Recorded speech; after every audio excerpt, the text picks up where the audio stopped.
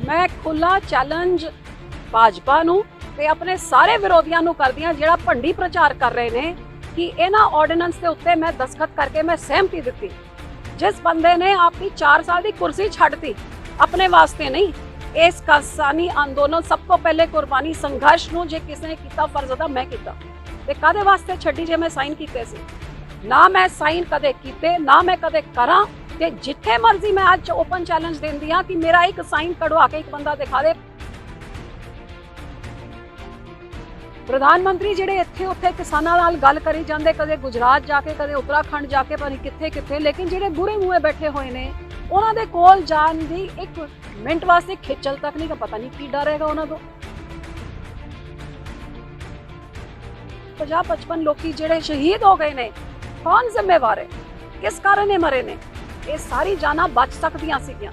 कल सवेरे भी किसी की मौत होगी, वो जान आज भी बच सकती है, लेकिन जिस सरकार नूं परवाह ही नहीं है, पता नहीं कित्थे बिक रही है सरकार। ਕੇਂਦਰ ਸਰਕਾਰ ਵੱਲੋਂ ਖੇਤੀ ਸੁਧਾਰਾਂ ਦੇ ਨਾਮ ਤੇ ਲਿਆਂਦੇ ਗਏ 3 ਕਾਲੇ ਕਾਨੂੰਨਾਂ ਨੂੰ ਰੱਦ ਕਰਵਾਉਣ ਲਈ ਕਿਸਾਨ ਪਿਛਲੇ ਕਈ ਮਹੀਨਿਆਂ ਤੋਂ ਸੰਘਰਸ਼ ਕਰ ਰਹੇ ਹਨ, ਜਿਸ ਦੇ ਚਲਦੇ ਕਈ ਕਿਸਾਨਾਂ ਨੇ ਸ਼ਹਾਦਤ ਵੀ ਪਾਈ ਹੈ ਅਤੇ ਮਾਨਸਾ ਜ਼ਿਲ੍ਹੇ ਦੇ ਕਿਸਾਨ ਜੋ ਖੇਤੀ ਅੰਦੋਲਨ ਵਿੱਚ ਆਪਣੀ ਜਾਨ ਗਵਾ ਚੁੱਕੇ ਹਨ, ਉਹਨਾਂ ਦੇ ਘਰ ਸਾਬਕਾ ਕੇਂਦਰੀ ਮੰਤਰੀ ਹਰਸਿਮਰਤ ਕੌਰ ਬਾਦਲ ਦੁੱਖ ਦਾ ਪ੍ਰਗਟਾਵਾ ਕਰਨ ਲਈ ਪਹੁੰਚੇ। ਇਸ ਮੌਕੇ ਉੱਤੇ ਹਰਸਿਮਰਤ ਕੌਰ ਬਾਦਲ ਨੇ ਕਿਹਾ ਕਿ ਕੇਂਦਰ ਸਰਕਾਰ ਖੇਤੀ ਬਿੱਲ ਵਾਪਸ ਲੈਣ ਦੇ ਮੂਡ ਵਿੱਚ ਨਹੀਂ ਹੈ, ਇਸ ਲਈ ਕਿਸਾਨ ਅੰਦੋਲਨ ਵਿੱਚ ਆਪਣੀ ਜਾਨ ਦੇ ਰਹੇ ਹਨ। ਹਰਸਿਮਰਤ ਕੌਰ ਬਾਦਲ ਨੇ ਕਿਹਾ ਕਿ ਉਹਨਾਂ ਨੇ ਕਦੇ ਵੀ ਬਿੱਲ ਉੱਤੇ ਸਾਈਨ ਨਹੀਂ ਕੀਤੇ। ਜੇਕਰ ਕੋਈ ਵੀ ਇਹ ਸਾਬਤ ਕਰ ਦੇ ਕਿ ਉਹਨਾਂ ਨੇ ਸਾਈਨ ਕੀਤੇ ਹਨ ਤਾਂ ਉਹ ਰਾਜਨੀਤੀ ਛੱਡਣ ਨੂੰ ਤਿਆਰ ਹਨ। ਉਹਨਾਂ ਨੇ ਕਿਹਾ ਕਿ ਜੇਕਰ ਕੇਂਦਰ ਸਰਕਾਰ ਉਹਨਾਂ ਦੀ ਗੱਲ ਪਹਿਲਾਂ ਹੀ ਸੁਣ ਲੈਂਦੀ ਤਾਂ ਇੰਨੇ ਕਿਸਾਨਾਂ ਦੀ ਜਾਨ ਨਾ ਜਾਂਦੀ। देखो लगातार पिछले सवा महीने तो साडे पंजाब जे योधे उत्थे जाके देश भर के किसानां दा एक बहुत तकड़ा संघर्ष लड़ रहे ने ते देश की हुकूमत के खिलाफ।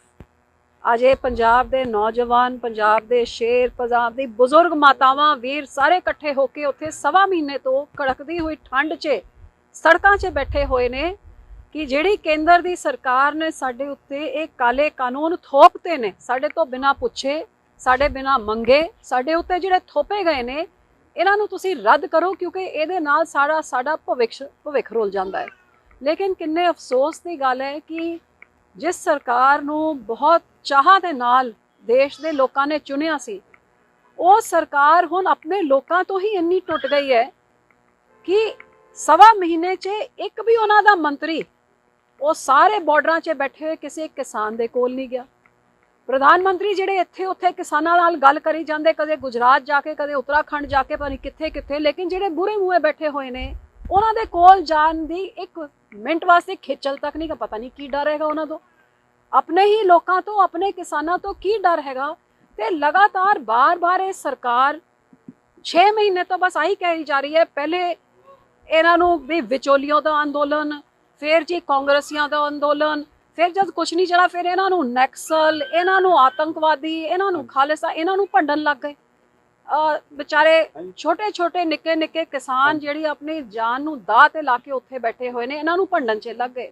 ते मैनूं अज ताईं नहीं समझ आई कि तुसीं कहंदे किसान नूं समझ नहीं आ रहा, पढ़े लिखे तो तुसीं समझ तो थानूं नहीं आ रही किसान की गल। 6-8 मीटिंगां कर लिया, अखीर च मैं तो आही सोच सकदी हां कि शायद इस केंद्र की सरकार ते प्रधानमंत्री की कोई बहुत वड्डी मजबूरी है या बहुत वड्डा प्रैशर है कि लखां लोकी जिहड़े किसान बैठे ने, देश भर के किसान उत्थे पहुँच गए होण तां देश के कोने कोने तो किसी की सुनन नूं राजी नहीं हैगी। एक किस तरह का प्रैशर है या किहो जी मजबूरी है जिहदे करके अपने ही लोगों तो आज रोज़ जाना जा रही ने। अज 31 साल का एक इत्थे नौजवान जगशीर सिंह साडे भरा जिहड़े शहीद होए ने, निक्के निक्के उन्हां दे बच्चे ने, 7 साल दे 10 साल दे, कौन जिम्मेवार है इन्हां दी मौत का? किदे करके मौत हुई है? जे कल भी कश्मीर सिंह जिन्हां ने चिट्ठी लिख के गए ने अपने हथों कि मैं अपनी जान दे रहा इस सरकार नूं जगाउण वास्ते, साडे महापुरख बाबा राम सिंह जी जिन्हां ने चिट्ठी लिख के दित्ती है, इस सरकार दे अड़ियल रवैये, इन्हां दी इंसानियत, मरी हुई इंसानियत नूं जगाउण वास्ते अज मैं कदम चक रहा। जिहड़े 50-55 लोकी जिहड़े शहीद हो गए ने, कौन जिम्मेवार है, किस कारण ये मरे ने? ये सारी जाना बच सकदियां सीगियां। कल सवेरे भी किसी की मौत होगी, वो जान आज भी बच सकती है, लेकिन जिस सरकार नूं परवाह ही नहीं है, पता नहीं कित्थे बिक रही है सरकार। आज देश भर च दुनिया च इन्हां दी निखती हो रही है, विदेशों च भी इन्हां दे ਖਿਲਾਫ ਮੁਜ਼ਾਹਰੇ ਹੋ ਰਹੇ ਨੇ। ਕੜਕਦੀ ਹੋਈ ਠੰਡ 'ਚ ਤੁਹਾਡੇ ਆਪਣੇ ਲੋਕੀ ਮਰ ਰਹੇ ਨੇ, ਤੁਹਾਡੇ ਬੱਚੇ, ਤੁਹਾਡੇ ਬਜ਼ੁਰਗ, ਤੁਹਾਡੀ ਮਾਤਾਵਾਂ ਮਰ ਰਹੀਆਂ ਨੇ, ਲੇਕਿਨ ਪ੍ਰਧਾਨ ਮੰਤਰੀ ਜਾਂ ਕਿਸੇ ਮੰਤਰੀ ਨੂੰ ਉੱਥੇ ਜਾ ਕੇ ਉਹਨਾਂ ਦਾ ਸਾਰ ਲੈਣ ਦਾ ਤੱਕ ਸਮਾਂ ਨਹੀਂ ਹੈਗਾ। ਇਸ ਤੋਂ ਵੱਡੀ ਅਫਸੋਸ ਦੀ ਕੀ ਗੱਲ ਹੋ ਸਕਦੀ ਹੈ? ਭਾਈ ਕੱਲ ਨੂੰ 7ਵੀਂ ਮੀਟਿੰਗ ਹੈ, ਕੀ ਲੱਗਦਾ ਤੁਹਾਨੂੰ ਕਿ ਉਹੀ ਜਿਹੜੇ 6 ਪਹਿਲਾਂ ਹੋਏ ਉਹੀ ਕੁਝ ਹੋਣਾ? ਮੈਂ ਬਾਰ-ਬਾਰ ਮੈਂ ਪਹਿਲੇ ਵੀ ਕਿਹਾ ਹੈਗਾ ਆਗੂਆਂ ਨੂੰ, ਕਿਉਂਕਿ ਸਾਨੂੰ ਤਾਂ ਕਿਹਾ ਗਿਆ ਤੁਸੀਂ ਪਿੱਛੇ ਰਹੋ, ਇਹਨੂੰ ਸਿਆਸੀ ਰੰਗਤ ਨਹੀਂ ਦੇਣੀ ਹੈ, ਲੇਕਿਨ 6 ਸਾਲ ਤੁਹਾਡੇ ਘਰ 'ਚ ਵੀ ਕੋਈ ਕੰਮ ਕਰਦਾ ਉਹ ਘਰ ਦਾ ਭੇਤੀ ਬਣ ਜਾਂਦਾ ਹੈ। ਮੈਂ 6 ਸਾਲ ਵਿੱਚ ਰਹਿ ਕੇ ਕੰਮ ਕੀਤਾ ਹੈਗਾ। ਜਿਸ ਤਰ੍ਹਾਂ ਇਹ 2.5 ਮਹੀਨੇ ਇਹਨਾਂ ਨੇ ਮੈਨੂੰ ਝੂਠ ਮਾਰ ਕੇ ਕਹਿੰਦੇ ਰਹੇ ਹਾਂ ਜੀ ਸੁਣਵਾਈ ਕਰਾਂਗੇ, ਸਭ ਕੁਝ ਕਰਕੇ ਉਹਦੇ ਬਾਅਦ ਕਰ, ਮੈਂ ਤਾਂ ਆਪ ਇਹ ਸਾਰਾ ਹੰਡਾਇਆ ਹੋਇਆ ਹੈਗਾ ਤਾਂ ਕਰਕੇ ਛੱਡੀ। ਅੱਜ ਇਹਨਾਂ ਦੇ ਨਾਲ ਵੀ ਮੀਟਿੰਗਾਂ ਦੇ ਉੱਤੇ ਮੀਟਿੰਗਾਂ ਕਰਕੇ 6 ਮਹੀਨੇ ਤੋਂ ਜਿਹੜੀ ਇੱਕ ਮੰਗ ਰਹੀ ਹੈ ਕਿ ਕਾਲੇ ਕਾਨੂੰਨ ਵਾਪਸ ਕੀਤੇ ਜਾਣ, MSP ਨੂੰ ਕਾਨੂੰਨੀ ਅਮਲੀ ਜਾਮਾ ਦੇ ਕੇ ਖਰੀਦ ਨੂੰ ਲਾਜ਼ਮੀ ਬਣਾਇਆ ਜਾਏ, ਇਸ ਗੱਲ ਤੇ ਤਾਂ ਆ ਹੀ ਨਹੀਂ ਰਹੇ। ਕਦੇ ਇੱਥੇ ਦੀ ਗੱਲ ਉੱਥੇ ਦੀ ਗੱਲ, ਗੱਲਾਂ ਵਿੱਚ ਗੱਲ ਕਰ ਕੇ ਇਹਨਾਂ ਨੂੰ ਤੋੜ ਦਿੰਦੇ। ਮੈਂ ਅੱਜ ਵੀ ਕਹਿੰਦੀ ਹਾਂ ਕਿ ਜਿਸ ਤਰ੍ਹਾਂ ਮੈਂ ਇਸ ਸਰਕਾਰ ਨੂੰ ਸਮਝ ਰਹੀ ਹਾਂ, ਜਿਨ੍ਹਾਂ ਇਹਨਾਂ ਆਗੂਆਂ ਨੂੰ, ਇਸ ਸਰਕਾਰ ਦੇ ਲੀਡਰਾਂ ਨੂੰ ਮੈਂ ਜਾਣਦੀ ਹਾਂ, ਇਹਨਾਂ ਨੇ ਇਹ ਕਾਨੂੰਨ ਵਾਪਸ ਨਹੀਂ ਲੈਣੇ। ਤੁਸੀਂ ਗੱਲ ਕਰਨੀ ਹੈ ਸਿੱਧੇ ਪ੍ਰਧਾਨ ਮੰਤਰੀ ਤੋਂ, ਘੱਟ ਕਿਸੇ ਨਾਲ ਗੱਲ ਨਾ ਕਰੋ, ਕਿਉਂਕਿ ਹੋਰ ਕਿਸੇ ਦੇ ਕੋਲ ਪਾਵਰ ਨਹੀਂ ਹੈਗੀ ਤੇ ਫੈਸਲਾ ਸਿਰਫ ਪ੍ਰਧਾਨ ਮੰਤਰੀ ਕਰ ਸਕਦਾ। ਬਾਕੀ ਤੁਹਾਨੂੰ ਇਹ ਖੱਜਲ ਖਵਾਰ ਕਰਕੇ, ਕਦੇ ਬਦਨਾਮ ਕਰਕੇ, ਕਦੇ ਥਕਾ ਕੇ, ਕਦੇ ਤੁਹਾਡੇ ਆਗੂਆਂ ਦੇ ਉੱਤੇ ਕੁਛ ਨਾ ਕੁਛ ਕਰ ਕੇ ਇਹਨਾਂ ਨੇ ਸਾਰਾ ਕੁਝ ਅਖੀਰ 'ਚ ਮੈਨੂੰ ਲੱਗਦਾ ਜਾ ਕੇ ਅਦਾਲਤ ਰਾਹੀਂ ਇਹਨਾਂ ਨੇ ਕੁਛ ਨਾ ਕੁਛ ਕਰਨਾ ਹੈ। ਲੇਕਿਨ ਅੱਜ ਦੀ ਤਰੀਕ ਤੇ ਮੈਂ ਦਾਅਵੇ ਨਾਲ ਕਹਿ ਸਕਦੀ ਹਾਂ ਇਹ ਕਾਨੂੰਨ ਇਹਨਾਂ ਦਾ ਵਾਪਸ ਕਰਨ ਦਾ ਮੂਡ ਨਹੀਂ ਹੈ। ਭਾਈ ਕਿਸਾਨ ਜਥੇਬੰਦੀਆਂ ਦੇ ਦੂਜੀਆਂ ਜਥੇਬੰਦੀਆਂ ਨੇ ਤੁਹਾਡੇ ਤੇ ਵੀ ਦੋਸ਼ ਲਾਏ ਸੀ, ਤੁਸੀਂ ਖੁੱਲਾ ਚੈਲੰਜ ਕੀਤਾ ਸੀ, ਕੀ ਖੁੱਲਾ ਚੈਲੰਜ? ਮੈਂ ਖੁੱਲਾ ਚੈਲੰਜ ਭਾਜਪਾ ਨੂੰ ਤੇ ਆਪਣੇ ਸਾਰੇ ਵਿਰੋਧੀਆਂ ਨੂੰ ਕਰਦੀ ਹਾਂ ਜਿਹੜਾ ਭੰਡੀ ਪ੍ਰਚਾਰ ਕਰ ਰਹੇ ਨੇ ਕਿ ਇਹਨਾਂ ਆਰਡੀਨੈਂਸ ਦੇ ਉੱਤੇ ਮੈਂ ਦਸਖਤ ਕਰਕੇ ਮੈਂ ਸਹਿਮਤੀ ਦਿੱਤੀ। ਜਿਸ ਬੰਦੇ ਨੇ ਆਪਣੀ 4 ਸਾਲ ਦੀ ਕੁਰਸੀ ਛੱਡਤੀ ਆਪਣੇ ਵਾਸਤੇ ਨਹੀਂ, ਇਸ ਕਿਸਾਨੀ ਅੰਦੋਲਨ ਸਭ ਤੋਂ ਪਹਿਲੇ ਕੁਰਬਾਨੀ ਸੰਘਰਸ਼ ਨੂੰ ਜੇ ਕਿਸੇ ਨੇ ਕੀਤਾ ਫਰਜ਼ ਅਦਾ ਮੈਂ ਕੀਤਾ, ਤੇ ਕਾਦੇ ਵਾਸਤੇ ਛੱਡੀ ਜੇ ਮੈਂ ਸਾਈਨ ਕੀਤੇ ਸੀ? ਨਾ ਮੈਂ ਸਾਈਨ ਕਦੇ ਕੀਤੇ, ਨਾ ਮੈਂ ਕਦੇ ਕਰਾਂ। ਤੇ ਜਿੱਥੇ ਮਰਜ਼ੀ ਮੈਂ ਅੱਜ ਓਪਨ ਚੈਲੰਜ ਦਿੰਦੀ ਹਾਂ ਕਿ ਮੇਰਾ ਇੱਕ ਸਾਈਨ ਕਢਵਾ ਕੇ ਇੱਕ ਬੰਦਾ ਦਿਖਾ ਦੇ। ਭੰਡੀ ਪ੍ਰਚਾਰ ਤੁਸੀਂ ਜਿੰਨਾ ਮਰਜ਼ੀ ਕਰੀ ਜਾਓ, ਜੇ ਮੈਂ ਕੁਰਸੀ ਛੱਡਣ ਤਾਈਂ ਮੈਂ ਆ ਗਈ ਤਾਂ ਸਾਈਨ ਮੈਂ ਕਿੱਥੇ ਕਰਨੇ ਸੀਗੇ?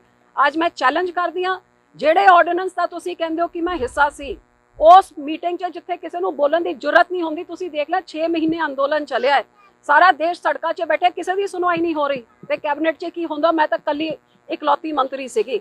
1.25 ਲੱਖ ਨਾਲ ਇੱਕ ਗੁਰੂ ਸਾਹਿਬ ਦਾ ਮੇਰੇ ਕੋਲ ਉਹਨਾਂ ਦਾ ਵੋਟ ਆਸਰਾ ਸੀ, ਦੱਬ ਕੇ ਇਹਦੇ ਖਿਲਾਫ ਮੈਂ ਬੋਲੀ ਤੇ ਲੇਕਿਨ ਜਦ ਮੇਰੀ ਸੁਣਵਾਈ ਨਹੀਂ ਹੋਈ ਮੈਂ ਛੱਡੇ। ਅੱਜ ਵੀ ਮੈਂ ਕਹਿੰਦੀ ਹਾਂ, ਮੈਂ ਚੈਲੰਜ ਕਰਦੀ ਹਾਂ ਜਿਹੜੇ ਮੇਰੇ ਵਿਰੋਧੀ ਕਹਿੰਦੇ ਮੈਂ ਸਾਈਨ ਕੀਤੇ, ਹਾਂ ਮੈਂ ਉਹਦਾ ਹਿੱਸਾ ਸੀਗੀ, ਉਹਦਾ ਵਿਰੋਧ ਕੀਤਾ ਡਟ ਕੇ, ਸਾਈਨ ਦਿਖਾ ਦੇਣ ਤਾਂ ਮੈਂ ਸਭ ਕੁਝ ਛੱਡਣ ਨੂੰ ਤਿਆਰ ਹਾਂ।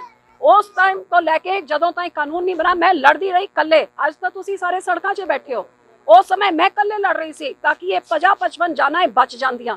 ਇਹ ਮਾਵਾਂ ਜਿਹੜੀਆਂ ਬੈਠੀਆਂ ਨੇ ਉਹਨਾਂ ਨੂੰ ਨਾ ਬਹਿਣਾ ਪਏ, ਇਹਨਾਂ ਦੀ ਅਗਵਾਈ ਉਹਨਾਂ ਨੇ ਮੈਨੂੰ ਉੱਥੇ ਭੇਜਿਆ ਸੀ, ਉਹਨਾਂ ਵਾਸਤੇ ਮੈਂ ਲੜੀ ਭਿੜੀ ਜਾਂਦੀ ਸੀ। ਲੇਕਿਨ ਜਦ ਸਾਫ਼ ਹੋ ਗਿਆ ਕਿ ਸੁਣਵਾਈ ਨਹੀਂ ਹੋਣੀ ਤਾਂ ਛੱਡ ਕੇ ਆਪਣੇ ਲੋਕਾਂ ਨਾਲ ਖੜ ਗਏ। ਬੀਬਾ ਜੀ ਜਿਸ ਤਰ੍ਹਾਂ ਹੁਣ ਤੁਸੀਂ ਗੱਲ ਕੀਤੀ ਹੈ 50-55 ਜਾਨਾਂ ਗਈਆਂ, ਗਵਰਨਰ ਸਾਹਿਬ ਆਪਣੇ ਸੁੱਤੇ ਪਏ ਸੀਗੇ, ਲੇਕਿਨ ਜਦੋਂ ਬੀਜੇਪੀ ਤੇ ਅਟੈਕ ਹੋਣ ਲੱਗੇ ਉਹਨਾਂ ਨੇ DGP ਨੂੰ ਤੇ ਚੀਫ ਸੈਕਟਰੀ ਨੂੰ ਤਲਬ ਕਰ ਲਿਆ, ਮੁੱਖ ਮੰਤਰੀ ਸਾਹਿਬ ਨੇ ਵੀ ਉਹਦਾ ਵਿਰੋਧ ਕੀਤਾ। ਕੀ ਕਹਿਣਾ ਚਾਹੋਗੇ ਤੁਸੀਂ ਇਹਦੇ ਬਾਰੇ? ਦੇਖੋ ਇਹ ਤਾਂ ਬਿਲਕੁਲ ਸਹੀ ਗੱਲ ਹੈਗੀ ਕਿ ਜਦ ਅਕਾਲੀ ਦਲ ਦੇ ਉੱਤੇ ਜਦ ਅਸੀਂ ਸਭ ਤੋਂ ਪਹਿਲੇ ਅਕਤੂਬਰ ਨੂੰ ਅਸੀਂ ਰੋਸ ਪ੍ਰਦਰਸ਼ਨ ਅਸੀਂ ਕੀਤਾ ਗਵਰਨਰ ਸਾਹਿਬ ਨੂੰ ਮਿਲਣ ਜਾਣ ਵਾਸਤੇ ਕਿ ਜੇ ਇਹ ਕਾਨੂੰਨ ਵਾਪਸ ਨਹੀਂ ਲਿੱਤੇ ਗਏ ਤਾਂ ਅਸੀਂ ਦਿੱਲੀ ਤਾਈਂ ਅਸੀਂ ਕੂਚ ਕਰਾਂਗੇ, ਤਾਂ ਸਭ ਤੋਂ ਪਹਿਲੇ ਪਾਣੀ ਦੀ ਬੁਛਾਰਾਂ ਤੇ ਲਾਠੀਆਂ ਸਾਰੇ ਅਕਾਲੀ ਵਰਕਰਾਂ ਨੂੰ ਅਰੈਸਟ ਸਾਡੇ ਹੋਏ ਸੀ। ਉਸ ਟਾਈਮ ਗਵਰਨਰ ਸਾਹਿਬ ਨੇ ਕਿਸੇ ਨੂੰ ਨਹੀਂ ਬੁਲਾਇਆ। ਇੰਨੇ ਸਾਰੇ ਸਾਡੇ ਲੋਕ ਜਦ ਹਰਿਆਣੇ ਗਏ, ਉੱਥੇ ਰਸਤੇ 'ਚ ਕੀ ਕੁਝ ਨਹੀਂ ਹੋਇਆ, ਕਿਹੜੀ ਤਸ਼ੱਦਦ ਨਹੀਂ ਹੋਈ, ਕਿਸੇ ਨੂੰ ਨਹੀਂ ਬੁਲਾਇਆ। ਅਦਾਲਤ ਨੇ ਵੀ ਕੋਈ ਸੂ ਮੋਟੋ ਐਕਸ਼ਨ ਨਹੀਂ ਲਿੱਤਾ। ਅੱਜ ਵੀ ਲੋਕੀ ਮਰੀ ਜਾ ਰਹੇ ਨੇ, ਕੋਈ ਕੁਝ ਨਹੀਂ ਕਰ ਰਿਹਾ। ਲੇਕਿਨ ਭਾਜਪਾ ਦੇ ਉੱਤੇ ਜਿਨ੍ਹਾਂ ਨੇ ਇੰਨਾ ਕੁਝ ਤਸ਼ੱਦਦ ਕਰਤਾ, ਇਹੋ ਜਿਹੇ ਕਾਲੇ ਕਾਨੂੰਨ ਲਾਤੇ, ਜਦ ਉਹਨਾਂ ਦੇ ਅੱਗੇ ਕੋਈ ਮੁਜ਼ਾਹਰਾ ਹੁੰਦਾ ਹੈ ਤੇ ਫਿਰ DGP ਸਾਰੇ ਸੱਦੇ ਜਾਂਦੇ ਨੇ। ਲੇਕਿਨ ਇਹ ਵੀ ਇੱਕ ਰਲੀ ਮਿਲੀ ਖੇਡ ਖੇਡੀ ਜਾ ਰਹੀ ਹੈ, ਕਿਉਂਕਿ ਜਿਸ ਸਰਕਾਰ ਨੇ ਇਸ ਕਾਨੂੰਨ ਦੀ ਸਹਿਮਤੀ ਦਿੱਤੀ ਸੀ, ਪਾਰਲੀਮੈਂਟ 'ਚ ਮੰਤਰੀ ਨੇ ਦੱਸਤਾ ਕਿ ਕੌਣ ਮੁੱਖ ਮੰਤਰੀ ਸੀਗਾ। ਅੱਜ ਤੱਕ ਉਸ ਮੰਤਰੀ ਨੇ ਨਾ ਉਹਦਾ ਖੰਡਨ ਕੀਤਾ ਤੇ ਨਾ ਹੀ ਮੰਤਰੀ ਨੂੰ ਫਲੋਰ ਆਫ ਦਾ ਹਾਊਸ 'ਚ ਜੇ ਕੋਈ ਮੰਤਰੀ ਝੂਠ ਬੋਲਦਾ ਹੈ ਉਹਦੇ ਖਿਲਾਫ ਪ੍ਰਿਵਿਲੇਜ ਮੋਸ਼ਨ ਲਾ ਕੇ ਉਹਨੂੰ ਡਿਸਮਿਸ ਕਰਕੇ ਸਸਪੈਂਡ ਕੀਤਾ ਜਾ ਸਕਦਾ ਹੈ। ਅੱਜ ਤੱਕ ਕਿਸੇ ਕਾਂਗਰਸੀ ਜਾਂ ਕੈਪਟਨ ਸਾਹਿਬ ਨੇ ਕੋਈ ਪ੍ਰਿਵਿਲੇਜ ਮੋਸ਼ਨ ਨਹੀਂ ਲੈ ਕੇ ਆਇਆ। ਜੇ ਇੱਕ ਮੰਤਰੀ ਨੇ ਝੂਠ ਬੋਲਿਆ ਤਾਂ ਕਿਉਂ ਨਹੀਂ ਲੈ ਕੇ ਆ ਰਹੇ ਹੋ ਤੁਸੀਂ? ਸੋ ਜਿਹਨੇ ਸਹਿਮਤੀ ਦਿੱਤੀ ਹੈ, ਜਿਨ੍ਹਾਂ ਨੇ ਇੱਥੇ ਤਾਈਂ, ਅੱਜ ਵੀ ਤੁਸੀਂ ਦੇਖੋ ਲੋਕੀ ਆਪਣਾ ਅੰਦੋਲਨ ਲੜ ਰਹੇ ਨੇ। ਮੁੱਖ ਮੰਤਰੀ ਕਿੱਥੇ ਹੈ? ਜਿਹੜਾ ਸੂਬੇ ਦਾ ਆਗੂ ਹੈ, ਜੇ ਸੂਬੇ ਦੇ ਲੋਕੀ ਸੜਕਾਂ 'ਚ ਬੈਠੇ ਮਰ ਰਹੇ ਨੇ, ਉਹ ਆਗੂ ਕਿੱਥੇ ਹੈ? ਲੜਾਈ ਤਾਂ ਆਗੂ ਨੂੰ ਲੜਨੀ ਹੁੰਦੀ ਹੈ ਜਿਹੜੇ ਮੁੱਖ ਮੰਤਰੀ ਦੀ ਕੁਰਸੀ ਨਾਲ ਚਿਪਕਿਆ ਬੈਠੇ। ਸੋ ਅਫਸੋਸ ਹੈ ਕਿ ਇਹ ਰਲੀ ਮਿਲੀ ਭੁਗਤ ਦੇ ਨਾਲ, ਕੈਪਟਨ ਸਾਹਿਬ ਦੀ ਸਹਿਮਤੀ ਦੇ ਨਾਲ ਉਹਨਾਂ ਦੇ ਸਾਈਨ ਹੋਏ ਨੇ ਉਸ ਕਾਗਜ਼ 'ਚ, ਉਹਨਾਂ ਦੇ ਅਫਸਰ, ਉਹਨਾਂ ਦੇ ਮੰਤਰੀ, ਵਿੱਤ ਮੰਤਰੀ ਸਾਰਿਆਂ ਨੇ ਸਹਿਮਤੀ ਦੇ ਕੇ ਇਹ ਕਾਨੂੰਨ ਬਣੇ ਨੇ। ਤੇ ਉਹਦੇ ਬਾਅਦ ਲੋਕਾਂ ਨੂੰ ਹੁਣ ਗੁੰਮਰਾਹ ਕਰਨ ਵਾਸਤੇ ਕਦੇ ਕੋਈ ਡਰਾਮਾ ਰਚਦੇ ਨੇ, ਕਦੇ ਕੋਈ ਡਰਾਮਾ ਰਚਦੇ ਨੇ। ਮੈਂ ਕੈਪਟਨ ਸਾਹਿਬ ਨੂੰ ਚੈਲੰਜ ਕਰਦੀ ਹਾਂ, ਮੇਰੇ ਸਿਗਨੇਚਰ ਤੁਸੀਂ ਦਿਖਾ ਦਿਓ ਕਿਹੜੇ ਆਰਡੀਨੈਂਸ ਮੈਂ ਦਿੱਤੇ ਨੇ, ਤੇ ਜੇ ਮੰਤਰੀ ਨੇ ਫਲੋਰ ਆਫ ਦਾ ਹਾਊਸ 'ਚ ਝੂਠ ਬੋਲਿਆ, ਮੈਂ ਤੁਹਾਨੂੰ ਚੈਲੰਜ ਕਰਦੀ ਹਾਂ ਉਹਦੇ ਖਿਲਾਫ ਪ੍ਰਿਵਿਲੇਜ ਮੋਸ਼ਨ ਲੈ ਕੇ ਆਓ ਜੇ ਉਹਨੇ ਝੂਠ ਬੋਲਿਆ, ਕਿਉਂਕਿ ਤੁਹਾਨੂੰ ਵੀ ਪਤਾ ਹੈ ਉਹ ਸੱਚ ਬੋਲ ਰਿਹਾ ਹੈ। ਸਹਿਮਤੀ ਤੁਸੀਂ ਦਿੱਤੀ ਹੈ। ਇਹ 50-55 ਜਾਨਾਂ ਦੀ ਤੁਸੀਂ ਬਰਾਬਰ ਦੇ ਜ਼ਿੰਮੇਵਾਰ ਹੋ ਜਿੰਨਾ ਪ੍ਰਧਾਨ ਮੰਤਰੀ ਤੇ ਉਹਨਾਂ ਦੀ ਸਰਕਾਰ ਹੈ। ਪ੍ਰਾਈਮ ਉਦੇ ਲਈ ਮਾਨਸਾ ਤੋਂ ਕਾਰਤਿਕ ਸ਼ਰਮਾ ਆਜ਼ਾਦ ਦੀ ਰਿਪੋਰਟ।